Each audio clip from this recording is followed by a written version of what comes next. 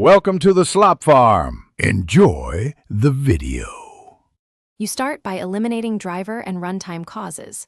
Update the GPU drivers now, install the Vulkan runtime, and make sure DirectX redistributables are present.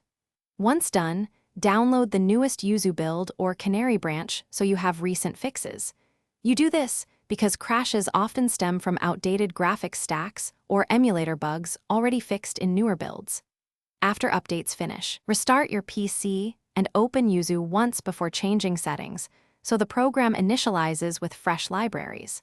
Now modify Yuzu's internal settings to match your hardware. Switch the graphics backend to Vulkan. It resolves many modern GPU crashes and only fall back to OpenGL if Vulkan causes issues. Enable shader disk cache so shaders persist and reduce stutter. Toggle asynchronous GPU only if you observe stability improvements. Change multi-threaded shader compilation on or off to test whether threading triggers the crash, and lower internal resolution scaling to reduce GPU load while testing. Finish by isolating remaining causes. Clear Yuzu's shader and cache folders before each configuration test so you reproduce crashes cleanly. Backup saves first. If crashes persist, run Yuzu as administrator or in Windows compatibility mode to rule out permission issues.